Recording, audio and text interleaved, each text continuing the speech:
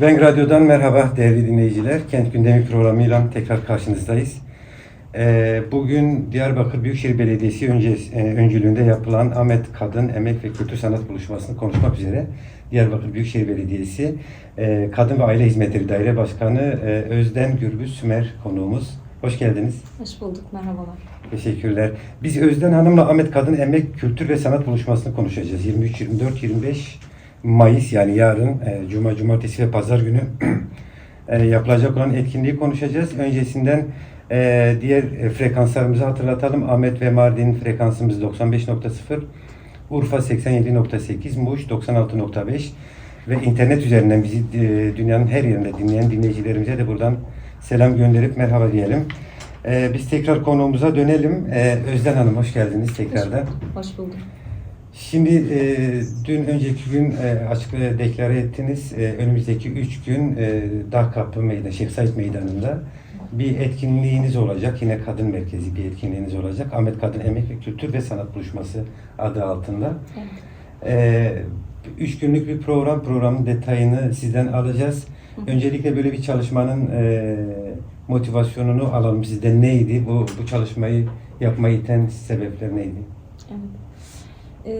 Öncelikle şunu söyleyelim, hani Kadın Büyükşehir Belediyesi Kadın Politikaları Daire Başkanlığı olarak motivasyonumuz bir yıllık çalışmamızın sonucu aslında. Kısaca belirtmek isterim belki ama hani yapabilirsem bir girizgah yapayım. Genel olarak bizim bir yıldır Kadın Politikaları Daire Başkanlığı ve ona bağlı müdürlükleri, işte Şiddetle Mücadele Müdürlüğümüzden Eğitim Proje Geliştirme Müdürlüğü, yine Kadın Ekonomisini Güçlendirme Müdürlüğü'nün hem nicel hem nitelik açısından kendisini yenilediği, yeniden ortaya koyduğu ama aynı zamanda da kapasitesini de geliştirdiği bir yıldı. Ama bu bir yıl içerisinde biz çok fazla çalışma yürüttük. Hem işte büyükşehir, kentin içerisinde olan yaşam merkezlerimiz, mahallelerdeki yaşam merkezlerimizden hem de bu yaşam merkezlerinin dışında da mahallelerde yaptığımız çalışmalarda çok dönütler aldık. Yani bir anlamda da fizibilite diyebiliriz belki de buna. Fizibilite çalışmalarında kadınların biliyorsunuz çok kapsamlı sorunları var. Ve birçoğunun işte ekonomik anlamda diyelim belki de ekonomik anlamda ciddi anlamda talepleri vardı. Ama biliyorsunuz uzun yıllardır kentte kadına dair çalışmalarda tabii ki yerel sivil toplumun etkisini hiçbir zaman göz ardı edemeyiz ama yerel yönetim anlamında söyleyelim. Yerel yönetim anlamında ciddi bir boşluk vardı kadın çalışmaları noktasında. Belki de bu boşluğun da etkisiyle çok ciddi anlamda kadınlardan bize dönük talepler, öneriler gelişti. Bu önerilerin çoğunluğu dediğim gibi ekonomi alanındaydı. Evet, bir yandan kadınlar her anlamda, her türlü şiddete maruz kalıyor ve maruz kalma riski var. Bunların en boyutlularından bir tanesi de gerçekten ekonomik şiddet. Bunu da gören bir yerden ve gerçekten kentimizde de, ülkede de derinleşen bir kadın yoksulluğu hali var ve buna dair de beklentiler çok yüksekti. Ne yapabiliriz diye alanda çalışırken hep istişare ettik kadınlarla. Hem saha çalışmalarımızda yani mahallede tek tek ev gezerek yaptığımız çalışmalarda hem de yaşam merkezlerimiz aracılığıyla yaptığımız çalışmalarda hep önümüze şu geldi. Evet, kadınlar hem kendisini bir yandan farkındalık anlamında geliştirmek istiyorlar. Hem de bir yandan da kapasitelerini de geliştirmek istiyorlar. Yani ciddi anlamda toplumda çünkü bir fırsat eşitsizliği durumu var. Mesleki olarak da kendilerini geliştirmek istiyorlar ama bu mesleki geliştirmenin tek başına bir karşılığının olmadığının da farkındalar. Bu alanlarda da kendilerine bir istihdam arayışı içerisindeler. Belki de bütün motivasyonumuz buydu bizim. Yaşam merkezlerimizde kursiyer olarak gelen kadınlar vardı ve birçok yaşam merkezimizde, işte 5 tane yaşam merkezimizde de bizim tekstil atölyelerimiz var mesela. Bu tekstil atölyelerimizde eğitim görmüş kadınlar sadece eğitim amaçlı gelmediler bu atölyelere. Eğitimler bittikten sonra işte kendi kıyafetlerini üretmek için geldiler. Var olan kıyafetleri değiştirip dönüştürmek için geldiler. Aslında birçok amaçla geldiler. Biz bu yani kurs süresi sonrasında da kadınları hiçbir zaman kapatmadık bu alanları. Günlük rutinlerinde de gelebildiler. Şimdi bu geldikleri aşamalarda belli ürünleri üretebildiklerini de gördüler ve biz bu anlamda bir araya geliş sağladık kadınlarla ve kadınların bu ürünleri satmak gibi bir niyetleri vardı. Yani siz bize bir alan sağlarsanız biz bu ürünleri satmak istiyoruz. Çünkü ciddi anlamda da bir emek var ortada. İşte emek buluşması motivasyonu biraz oradan çıktı açıkçası. Sadece tabii ki tekstil alanı değil bu. Gıda alanında da, gastronomi alanında da belli üretimler var alanlarımızda, yaşam merkezlerimizde. Biraz böyleydi ama bir yandan da dediğim gibi uzun süredir kentte kadın çalışmaları, kadın görünürlüğü hem kültür sanat alanında hem şiddetle mücadele alanında zayıf kaldı. Yerel yönetimler ayağı açısından söylüyorum. Zayıf kaldı. Hem emek buluşması olsun ama aynı zamanda kadınların bu alanlardaki görünürlülükleri ve farkındalıklarını da arttırmak amaçlı bir meydanda bunu yapmaya ortak olarak karar verdik açıkçası. Nasıl karşıladı kadınlar bu çalışmayı? Açıkçası çok büyük heyecan duydular. Yani zaten fikrin dediğim gibi altyapısı onlardan çıkmıştı. Ama böyle bir alanla ilk startını veriyor olmamız. Çünkü bu belki de daha sonra büyük projelerin de ilk adımı olacak. Özellikle emek buluşması açısından söyleyebilirim. Yine kültür sanat buluşması açısından da söyleyebilirim. Sadece 3 günlük bir alanda bir emek buluşması değil düşündüğümüz şey. Bu onların belki de ilk defa kentteki dinamiklerle, sadece kadınlarla da değil, tüm halkla buluştukları, yapabildiklerini gösterebildikleri bir nokta. Ama bir yandan da şunu da görmüş olacağız. Kent bu talepleri karşılamaya hazır mı? Evet. Hazırsa buna dair de projeler geliştirmeye devam edeceğiz. İşte biraz önce söylediğim gibi dükkan olur bu, pazar alanı olur. Çünkü şu an hem yaşam merkezlerimizi mekansal olarak üretim için bu kadın arkadaşlara açtık. Hem de ham madde desteğini de biz sağladık. Yani ürünlerin ham maddesi desteğini de biz sağladık. Onlar sadece üretip bunu sunacaklar ama bu desteği biz bir süre daha vermeye devam edeceğiz yerel yönetimler olarak. Bunu yapmak durumundayız. Ama bir süre sonra niyetimiz o ki, kadınların da niyeti o, bağımsızlaşıp kendi üretim alanlarını, kendi atölyelerini belki de ilerleyen dönemlerde belediyenin de desteğiyle kooperatifleşmeyi sağlamak. Bu kolektif çalışma belki de bunu doğuracak diye düşünüyoruz. Niyetimiz de biraz o yönlü. Tabii sadece dediğim gibi tekstil alanı değil, birçok alanda üretim gerçekleşiyor. Ama bizim ilk emek buluşmasında daha çok belki de buluşturacağımız, sergileyeceğimiz şey tekstil ve gıda alanları olacak. Evet. Şimdi biraz programın detaylarından bahsedelim. Tabii. Yarın saat 12'de Evet. Belediyenizin eş başkanları ve diğer ilçe belediye eş başkanlarının, yine birçok kadın ve STK, kadın kurumunun, STK'ların katılacağı bir açılış olacak. Evet. Biraz detay verir misiniz 3 günlük programın içeriğine dair? Evet. Hava koşullarından kaynaklı aslında çok sabah erken saatlerde başlatmadık çalışmayı. Biraz öğle ve öğleden sonra standlarımızın olduğu alanı halkımıza, özellikle de kadınlara açacağız. Yarın 12'de ilk açılışımız, startı 12'de veriyoruz. Tabii bu yaklaşık 30 tane standımız şu an mevcut. Evet. Bunların bir kısmı atölyeler olarak organize edildi. Katılımcı olan işte 4 ilçe belediyemiz, yine dış belediyelerimizden de 2 dış ilçe belediyemiz, Bismil ve Silvan belediyemizin katkılarıyla ama aynı zamanda diğer STK'ların da işte sivil toplum, özellikle şunu belki de söyleyebiliriz. Biliyorsunuz artık kentimizde bir kent konseyi var. Ona bağlı olarak kadın meclisinin bileşenleri, çok geniş bir bileşeni var. O bileşenlerin içerisinde olan neredeyse tüm kadın özgün, karma örgütleri içinde olduğu geniş kapsamlı bir stand alanı olacak. Bu stand alanının açılışını aslında biz saat 12'de vermiş olacağız. Eş başkanlarımız akşamki konser, akşamları da 7'den sonra dinleyicilerimiz belki görmüşlerdir. Sosyal medya hesaplarımızda da detaylarını paylaştık. Akşamları da daha çok konser etkinlikleri olacak. Akşamki konser etkinliğimize eş başkanımızın katılımıyla bir açılış yapacağız. Ama gündüz sivil 12'de toplumun gündüz olmayacak mı açılış? Açılışımız olacak ama Eş dediğim başkanlar, gibi daha çok evet. emek buluşması alanı, yani o Evet. stand alanının açılışını, Evet. 3 günün startını vermiş olacağız. Ama konser alanı öncesi, yani konser saati öncesi tam anlamıyla bir açılışımızı yapmış olacağız.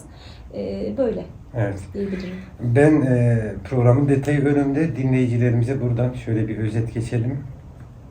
23 Mayıs Cuma günü, yani yarın saat 12'de Büyükşehir ve İlçe Belediye İş Başkanları katılımıyla, Özden Hanım bunu geç açıkladı, eş başkanlar akşamki konsere Evet. katılacak. Evet. Ama program saat 12'de başlayacak, saat 14'te. 14 ile 16 arasında Kayapınar Belediyesi Kadın ve Aile Hizmetleri Müdürlüğü öncülüğünde taş boyama atölyesi, 16 ile 18 arasında saatleri arasında Kaset Kadın Kültür, Sanat ve Edebiyat Derneği tarafından kolaj atölyesi düzenlenecek. Bu yarınki program. Yine akşam saat 19'da Kaset'in Tembur grubu Eylül Nazer konser verecek. Eş başkanlar da orada dahil olacak. olacaklar. Evet. Programa. Yine tişört boyama atölyesi var sonraki günlerde. 3 günlük aslında yoğun bir program. Bir de daha kapıda olan Şeyh Said Meydanı'nda olması da ayrı bir anlam katıyor. Evet. Ya biz bu çalışmaya başlarken kolektif üretimin, kadın dayanışmasının açıkçası göz önünde olması, görünürlüğünün artmasını çok önemsedik. Bu nedenle çalışmamıza birçok kooperatif de katıldı. Evet. Bu kooperatifler özellikle kadınlara ait kooperatifler, kadınların devam ettirdiği kooperatifler. O kooperatifler de hem ürünlerini gelip bizimle paylaşacaklar o alanda, ama aynı zamanda atölye çalışmalarında da bize destek verdiler. Tabii Şeyh Said Meydanı biraz hani açık bir alan, açık alanda hem mevsim koşullarına da elverişli olsun diye kısa atölyeler gerçekleştirmek istedik. İşte taş boyamadan tutalım, tişört baskıya, kolaj atölyesi var, Kültür Sanat Kadın Derneğimizin yaptığı. Bu ve buna benzer daha böyle o alana da yapılabilecek küçük etkinlikler, atölyeler aslında. Ama onun dışında gün boyu sürecek olan standlarımız var. Yine bu standlarımızda farkındalık çalışmaları da yapacağız. Şöyle ki, standlarımızda biliyorsunuz hem Büyükşehir Belediye'mizin hem ilçe belediyelerimizin bir yıl içerisinde açmış olduğu özellikle şiddetle mücadele alanlarında çalışan danışma merkezlerimiz, dayanışma merkezlerimiz var. İşte Büyükşehir'in DİKASU'nu var, Yenişehir'in, yine Silvan Belediye'mizin, birçok belediyemizin bu bir yıllık süre içerisinde açmış olduğu danışma merkezleri var. Şiddetle mücadele konusunda bu çalışan danışma merkezlerimizde kendilerine ait işte farkındalık yaratıcı broşürlerini orada tutabilecekler. Bu kısım da bizim için çok kıymetli. Çünkü biz o alanı sadece emek ya da kültür sanat buluşması olarak değil, başta da söylediğim gibi hani kadın meselesi hani çok boyutlu ele alınması gereken bir mesele. Hiçbiri birbirinden azade değil. Özellikle şiddet alanı da bu anlamda çok önemliydi. Şiddetle mücadele alanı çok önemliydi. Yerel yönetimlerde uzun süredir boşluk olan bu alanı gideren bu kurumlarımızın da tekrar görünürlüğü, kadınlarla buluşması bizim açımızdan önemli. Yine alanda biz şeyi de çok önemsiyoruz. Kadınlarla temas ve onlarla diyalog, beklentileri, bizden beklentileri, istekleri, talepleri. Bu anlamda da bir çadırımızı sadece istek ve talepleri kadınların kendisine dair, kente dair, kadınlara dair, bireysel ya da kolektif taleplerini de alabileceğimiz bir standımız olacak. Evet. Şimdi yani bu demin de konuştuk. Biraz da üretim yapan yaşam merkezleri var. 4-5 tane. Hı hı. Tabii belediyenizin açtığı birçok yaşam merkezi var ama en azından şu yarınki programı, bu katılacak olan yaşam merkezlerini hatırlatalım. Yeniköy Yaşam Merkezi. Burada yine kadınların Yetişkin kıyafetleri dikiminin yapıldığı bir yaşam merkezi. Ben Hüseyin Yaşam Merkezi, yetişkin ev tekstili üretimi yapıldığı bir yaşam merkezi. Lale Bey Yaşam Merkezi, bebek ev tekstili üretiminin yapıldığı bir yaşam merkezi. Kuçe Yaşam Merkezi, 0-6 yaş bebek kıyafetlerinin dikiminin yapıldığı yaşam merkezi. Bir de Koşu Yolu Yaşam Merkezi'nde aslında dikkatimizi çekti. Orada Kobaneli kadınların yöresel yemeklerini tanıtma isteği oldu ve siz de buna yer verdiniz. Evet. Bu talep onlardan mı geldi? Siz mi Evet, önerci oldunuz? açıkçası biz bu yaşam merkezlerimizdeki bu üretimlerin hiçbirinde biz talepte bulunmadık, öyle Evet. söyleyelim. Kadınlar kendileri toplantı aldılar. Biz sadece bu toplantılarda aslında kolaylaştırıcıydık. Yani birim sorumlularımız, koordinatörlerimiz, müdür arkadaşlarımız bu toplantıların kolaylaştırıcısıydı. Kadınlar kendileri belirlediler açıkçası ne yapmak istediklerini, ne yapacaklarını sayılarına kadar. Ve şunu da belirtelim, bu üretimlerde herkes eşit sayıda üretiyor. Evet. Eşit sayıda üretecek ve eşit sayıda orada satışını gerçekleştirecek. Bu kısım çok önemliydi. Artı gıda meselesinde de evet Kobaneli kadınların kendilerinin bir talebi vardı. Çünkü bizim Koşu Yolu Yaşam Merkezimiz Bağlar'da, Koşu Yolu Parkı'nın içinde. Ve Bağlar'dan çok ciddi anlamda kadınların oraya geldiği bir yer. Orada özellikle göçmen kadınlar, işte Kobaneli kadınlar vardı ve onlar hani üretim yapmak istemişlerdi. Ama teknik bir sıkıntımız çıktı. Onlar üretimlerini muhtemelen sergileyemeyecekler ama yine gıda standımız diğer arkadaşlarımızla devam edecek. Yani gıda standımız yine olacak. Evet. El emeği ürünlerin olduğu bir standımız olacak Koşu Yolu'nda. Evet. Ama şimdilik o mutfak biraz sekteye uğradı, öyle söyleyeyim. Ama Belki sonraki programlarda. tabii ilerleyen dönemlerde özellikle bu ötekileşme meselesini de gidermek adına işte Benüsen gibi, Koşu Yolu gibi bağlarda bir arada yaşamanın, bir arada olma kültürünün tekrar inşası noktasında biz bu tarz farklı kültürlerdeki kadınları bir araya, aynı alanlarda bir araya getirmek, kültürel belki de çalışmalarını birbirine tanıtmak noktasında çalışmalar sürdüreceğiz. Bu aslında biraz onu da bize hatırlattı. O projeyi de bir hatırlatmış oldu. Yapacağız ama şeye yetiştiremedik. Evet. Öyle söyleyeyim. Teknik Bu çalışmaya evet. aynen bu çalışmaya yetiştiremedik ama ilerleyen dönemlerde bunu da yapmak istiyoruz. Peki bu yaşam merkezlerine katılımın koşulları ne? Daha çok gönüllülük üzerine mi Evet. yoksa belli kriterleri var mı? Evet. Peki bu soruya cevapla kadınlara da bir çağrımız olur. Tabii.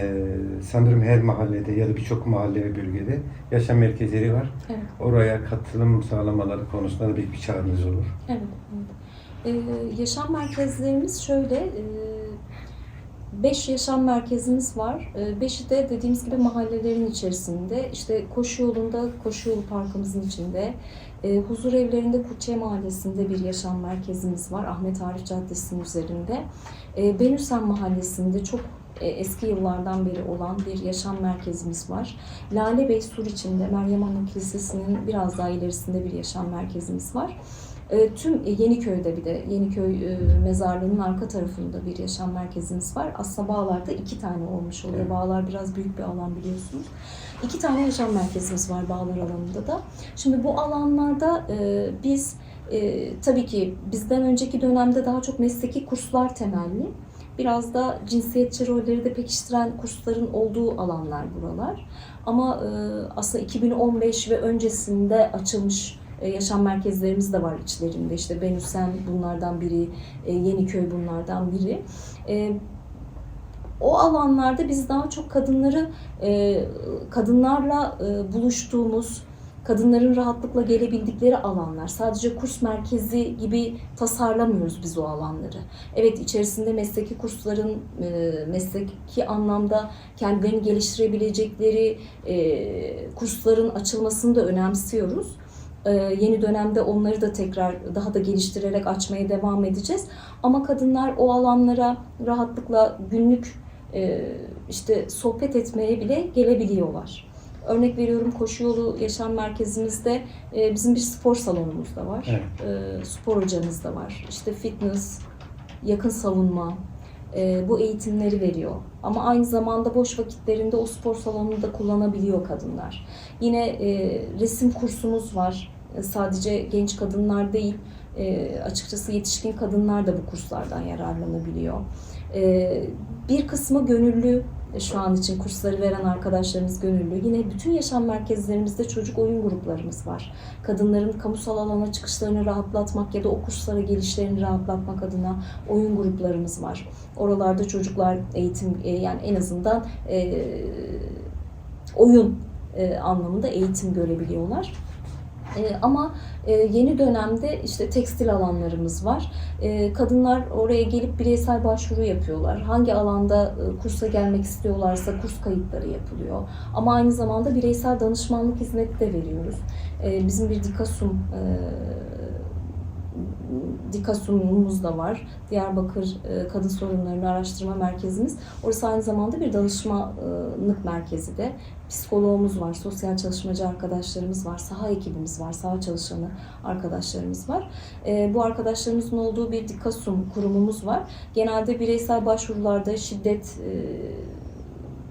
mağduru olan kadınları yönlendirilmesini yaşam merkezlerimiz üzerinden yapabiliyoruz. Yine yaşam merkezlerimizde bu bir yıl içerisinde çokça da yaptığımız ve çok da yoğun talep gördüğümüz farkındalık eğitimleri var. Hem kadına yönelik şiddet, 62-84 yasalar, toplumsal cinsiyet eşitliği, bunlarla ilgili de farkındalık çalışmaları yapıyoruz. Hiç gelmeyen, mesela merkezimizi bilmeyen kadın arkadaşlarımız o farkındalık çalışmalarında bile bizimle dayanışıyor, geliyor, oralarda bulunabiliyorlar. Evet. Evet. Değerli dinleyiciler, konuğumuzu tekrar hatırlatalım. Radyosunu yeni açmış dinleyicilerimiz için. Diyarbakır Büyükşehir Belediyesi Kadın ve Aile Hizmetleri Daire Başkanı Özden Gürbüz Sümer.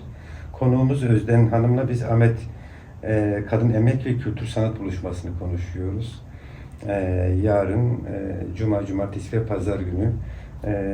Bu arada Cumartesi günkü etkinliği de hatırlatalım. 24 Mayıs Cumartesi saat 14 ile 16 arasında Tohum Kadın Kooperatifi tarafından tişört boyama atölyesi olacak. 16-18 saatleri arasında Kayapınar Belediyesi'nin Kadın ve Aile Hizmetleri Müdürlüğü öncülüğünde punch atölyesi gerçekleştirilecek. Akşam da saat 7'de yani 19'da Kased'in Jin Kadın Müzik Grubu Deng 5 Hediye Kalkan konser verecek. Buradan hatırlatalım. Peki buradan bu 3 günlük etkinliğe dair Diyarbakır'daki kadınlara çağrınız ne olabilir? Evet. Bu süreci bundan sonra nasıl katılabilirler sizlere ya da bu yaşam merkezlerine neler söyleyeceksiniz? Evet. Tabii başta kadınlar olmak üzere tüm halkımıza tabii ki bizimle dayanışmaya, orada olmaya, oradaki kadınlarla dayanışmaya buradan çağırmış olalım bir kere daha. Ama kesinlikle şu çok önemli. Gerçekten Diyarbakır'ı bir kadın kenti olma iddiasında gördüğümüz sürece bu tarz etkinlikleri tabii ki çoğaltarak devam edeceğiz. Belki de Ahmet Kadın Emek Kültür Sanat Buluşması bu yıl ilk defa yapılıyor.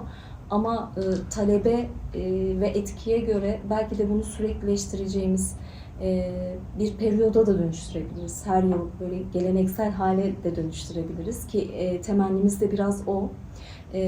Bizce kent bunu da karşılayabilecek ve yapabilecek kapasitede. Onun da bilincindeyiz. Devam ettirmek de istiyoruz. O anlamda bu dayanışmayı göstermek çok çok önemli. Yine aynı şekilde dediğimiz gibi biz bu çalışmayı yaparken bu kadın örgütlülüğünün de kadın mücadelesinin de görünürlüğünü kılmak en büyük hedeflerimizden bir tanesi. O yüzden belki de birçok alana birden o Said Meydanı'nda kadınlar geldiği zaman görebilecek, buluşabilecek ya da temas edebilecek. İşte bir yandan Kültür Sanat Kurumu'yla da temas edebilecek ama bir yandan da işte bir işte sağlıkla ilgili Bu arada bizim kendi daire başkanlıklarımızın da standları olacak. Sağlık daire başkanlığımız orada olacak. İklim sıfır atık daire başkanlığımız biraz daha işte ekoloji, sürdürülebilirlik üzerinden de farkındalık yaratan standlarıyla orada olacaklar. Yani her alanda bir standla temas kurmuş olacak. Yine aynı şekilde Ahmet Kadın Bisiklet Grubu da orada kendi standını kendi standında kendini tanıtabilecek ama aynı zamanda belki de hayatında hiç bisiklet sürmeyen bir kadınla temas etmiş olacak. O anlamda bu alanı sahip çıkmak bu kentte yaşayan tüm kadınlar için önemli. Biz bunun da zaten inanıyoruz. Eminiz ki o 3 gün boyunca o standlar boş kalmayacak. Aynı zamanda akşam etkinliklerimiz de boş kalmayacak.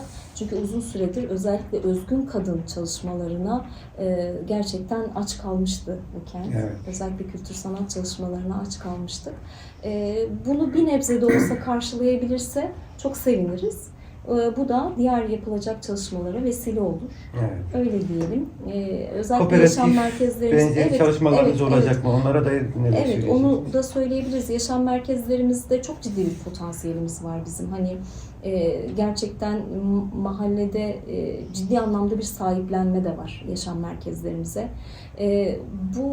Buradan temas kurduğumuz kadınlarla gerçekten mümkün olduğunca ekonomik alanda da destekleyip her türlü tabii desteği sunup bireyselleşebilecekleri, yani bireyselleşme derken hani kolektif anlamda bağımsızlaşabilecekleri bir yol, yöntem mi birlikte yapmaya çok hazırız. Kooperatifleşmeyi de sonuna kadar destekliyoruz. Bununla ilgili de altyapı çalışmalarını da yapacağız. Gerekirse pazar alanları sunmak ya da sadece belediyelerimiz için üretim yapacak belli alanlar yaratmak gibi bir niyetimiz var. Evet. Zaten buna dair birçok projemiz de var. İşte tıbbi aromatik bahçe projemiz vardı mesela. Gastronomiye dair var mı? Gastronomiye dair de yani şu an çok böyle net olmamakla birlikte fikir aşamasında var. Mesela yani özellikle işte halk lokantaları beraberinde belki de halk ekmek projeleriyle birlikte kadınların da bu sektöre girmesini çok isteriz tabii ki. Ama aynı zamanda işte kentte kent bostanları yaratılırken de o toprakla teması da kadınların yapmasını çok önemsiyoruz tekrar. O yüzden tıbbi aromatik projemizde yer alacak tüm işte orada üretiminden tutalım ondan yan ürün elde etme ve onun satışını yapmaya kadar bu alanın tamamını mesela biz Büyükşehir Belediyesi olarak kadınlara ve özellikle de gerçekten dezavantajlı kadınlara vermeyi düşünüyoruz. Bunun gibi birçok proje gerçekleştireceğiz. İşte yaşam merkezlerimizde biraz önce kısaca giriş yapmış olduğum o cinsiyetçi rolleri pekiştiren kurslar değil, onun dışındaki kurslar iddiamız da vardı ve bunu da yavaş yavaş hayata geçiriyoruz. İşte 3D animasyon kursumuzu açtık genç kadınlara yönelik. Yine aynı şekilde mobilya montaj kursumuzu en kısa zamanda açıyoruz önümüzdeki haftalarda. Aynı şekilde kombi bakım, klima bakım, onarım kursları da açacağız ve bu alanlara da erkek olarak görülen alanlara da kadınların girişini sağlamak istiyoruz bu kurslarımız vesilesiyle. Tabii bunların daha sonrasında kendilerine ait kooperatifleşmeleri de bizim açımızdan çok çok kıymetli. Çünkü dediğim gibi hani istihdam sorunu ciddi bir sorun. Sadece kadınlar açısından değil ama hani yoksulluğu daha çok yaşayan kadınlar olduğu için söyleyebiliriz bunu. Özellikle de onlara dair projeler olacak. Çünkü belediyenin imkanları da mümkün olduğunca hani istihdama sınırlı ama bu tarz projelerle de deniz derya aslında. Evet. Şimdi böyle 8 yıllık bir şey oldu, bir kayyum süreci oldu. Bu süreçte tabii ki bütün bu çalışmalar ortadan kaldırıldı. Öncesinde yine belediyenizin vardı buna benzer çalışmaları. Şimdi şunu sormak istiyorum. Size bu süreci yönetirken ya da bu çalışmalarınızı yürütürken geri dönüşler nasıl oldu? Ve bu geri dönüşler bundan sonraki planlamalarınızda nasıl etkili olacak ki olacak diye düşünüyorum. Ya bir defa şunu rahatlıkla söyleyelim, çok büyük destek alıyoruz biz kadınlardan. Yani Biliyorsunuz zaten bir Jim kart işte sosyal destek kartıydı. Evet. Biniş hakkı, otobüslerde biniş hakkı veren bir karttı. Jim kart dağıttıktan sonra talepler devam ediyor tabii ki. En kısa zamanda tekrar ikinci başvurusunu açacağız. Ama Jim kart özellikle kadınların şehirde dolaşabilmeleri, kendi çok işte temel ihtiyaçlarını gidermekte bile zorluk çeken kadınların bu hizmetten yararlanabilmesinden kaynaklı çok büyük bir olumlu geri dönüş almıştık zaten biz. Ama mahallelerde yaptığımız çalışmalarda ya da etkinliklerde, çünkü 8 Mart, 25 Kasım birçok etkinlik yaptık. Her etkinlikte biz şunu gördük. Evet, daha önceki dönemlerde daha çok hep yardım üzerinden gidilmiş. Yani kalıcı çözümler üretilmemiş alanlar, kadın alanı özellikle öyle. Yoksullukla mücadeleyi sadece yardım temelli bakan bir anlayışla gidilmiş, yerel yönetim anlayışıyla gidilmiş. Bundan kaynaklı biz açıkçası ilk etapta sürekli böyle bir talep olur mu noktasındaydık. Tabii ki bu talebin olması da haklı bir durum. Yani ondan yana bir sıkıntımız yok. Ancak böyle olur mu derken yaptığımız çalışmada açıkçası gördük ki evet, yardım talebi var ama bir yandan da gerçekten kendini geliştirme talebi de var. Yani nitelik olarak geliştirme talebi var. Hiçbir şey yapamasam da burada bir arada olmaya ihtiyacım var deyip gelen kadınlar var. O anlamda çok olumlu dönüşler alıyoruz. Eleştiriler alıyoruz. Bunlar bize güç veriyor, geliştiriyor bizi. Ama şunu çok net görüyoruz. Mahallede yaptığımız her temasta kadınlar şu noktadalar. Sorunun tespitini çok iyi biliyorlar. Soruna karşı çözümü de bize çok rahat sunmuş oluyorlar. Bizim yaptığımız bütün çalışmalar açıkçası onların fizibiliteleridir. Bu anlamda onu söyleyebilirim. Yani çok büyük destek alıyoruz. Tabii bizden çok daha fazla mekanlar, çok daha fazla talepleri var. Mümkün olduğunca da bunları karşılamaya çalışacağız. Evet, belki de. yani mutlaka geri dönüşler çok olumlu olacak. Evet. İki çok kıymetli işler yapıyorsunuz bizce. Teşekkür ederim. Peki eğitime dair yine böyle merkezleriniz olacak mı? Biraz önce kısmen değindiniz ama belki ya, daha. Tabii Mesela çoğaltmayı öncesinde düşünüyoruz. eğitim destek evleriniz vardı. Yine Evet. buna benzer merkezler olacak Yani mı? bunları daha çok işte Gençlik Spor Daire Başkanlığımız, Sosyal Daire Başkanlığımız, Kültür Ben sizin Daire Başkanlığımız, ilgili- çalışmalarımız yürüyor. Evet. Biz tabii ki bu anlamda yani yaşam merkezlerimizde etüt tarzı alanlar da açtık. Özellikle genç kadınlara yönelik etüt alanlarımız, eğitime destek verici alanlarımız da var ve biz bunları daha da çoğaltmak istiyoruz. Birçok mahallede hala eksiklikler var. Bu tür yaşam merkezlerine duyulan eksiklik var. Talepler de var. Yakın zamanda mesela bir Kayapınar projemiz var. Kayapınar Belediye'mizin de var tabii ki bir yaşam merkezi ama Diyarbakır'ın her bir ilçesi gerçekten çok geniş bir alana sahip. O anlamda birden fazla açılması gereken yaşam merkezlerinin olduğu alanlar var. Yakın zamanda bir Kayapınar düşüncemiz var. Yine Mardin Kapı tarafında bir yaşam merkezi yeni baştan açmak istiyoruz. Çünkü bu noktada gerçekten çok büyük talepler var.